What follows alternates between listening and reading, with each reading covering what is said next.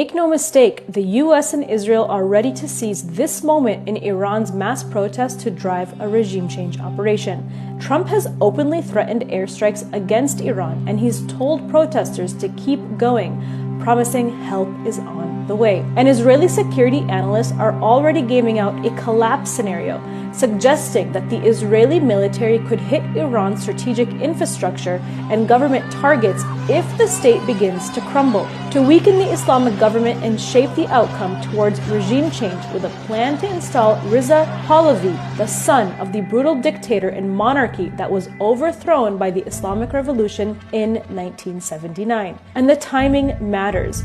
Iran sits at the heart of the axis of resistance, and Israel has been hit with many political and regional losses from Gaza, Lebanon, and Yemen.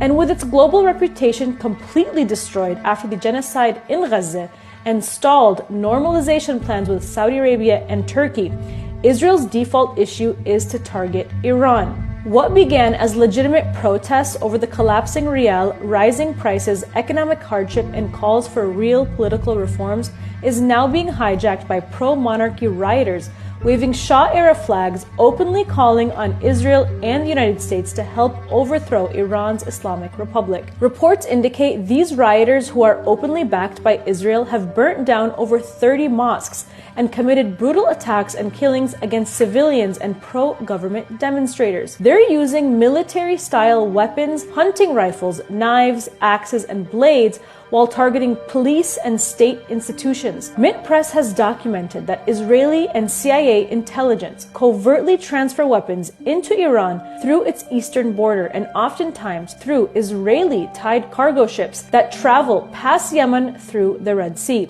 A Mint Press News investigation revealed that Zodiac Maritime, operator of the Mercer Street Cargo Shipping Company, has deep ties to the Israeli military and its intelligence, using commercial ships to move arms and operatives for covert operations, including assassination missions inside of Iran. Despite all of these facts, Western corporate media are pushing out bogus numbers of mass arrests and mass casualties that are being shared by diaspora Iranians in the push for regime change. But we at Mint Press News trace these numbers back to one source, the human rights activist news agency, which is an arm of the Human Rights Agency in Iran. A new Mint Press News investigation found that this agency and its news arm are funded by the CIA cutout of the National Endowment for Democracy, or the NED. They've become the go-to source for some of the most inflammatory claims and shockingly high casualty figures reported in Western press right now. And in the past week alone, their numbers have been repeated across outlets like CNN, The Wall Street Journal, NPR, ABC News, Sky News, and The New York Post, among others. Even mainstream liberal commentators repeat these claims as settled fact, like Owen Jones, who wrote in The Guardian this week that Human Rights Iran is a respected group and that their claims of over 544 killed are probably significant underestimates. But what these reports almost never disclose is the funding pipeline connecting human rights activist Iran to the CIA. This pro-democracy NGO presents itself as independent, but it's based in Fairfax, Virginia, not Iran. On its website, it describes itself as non-political and even claims it doesn't accept financial aid from political groups or governments.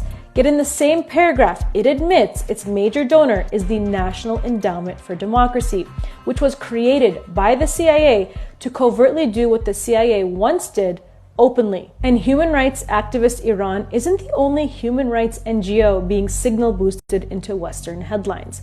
Another organization widely cited in coverage of Iran is the Abdurrahman Boroumand Center for Human Rights in Iran, led by Roya Boroumand. Although the Boroumand Center does not prominently advertise in its funding disclaimer, it has been supported by the National Endowment for Democracy.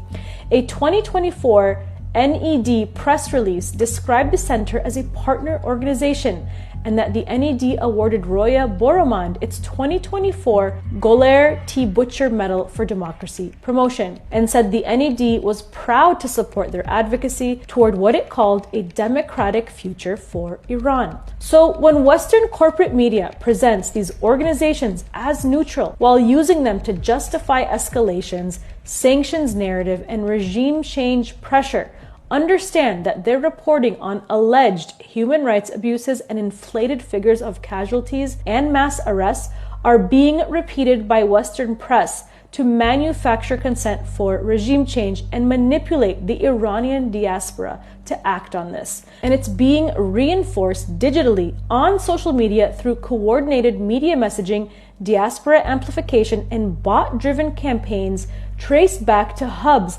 including in Tel Aviv and LA, boosting hashtags calling for the downfall of the Islamic government. And of course, Iranians have the right to self-determination, and their fate should only be decided by Iranians. But the truth is, what is happening right now is unfolding inside a long-standing, decades-old US-Israeli framework built around sanctions, information warfare, and democracy promotion pipelines, including CIA-linked front structures like the National Endowment for Democracy, designed to steer unrest and manipulate Iranian diaspora toward regime change.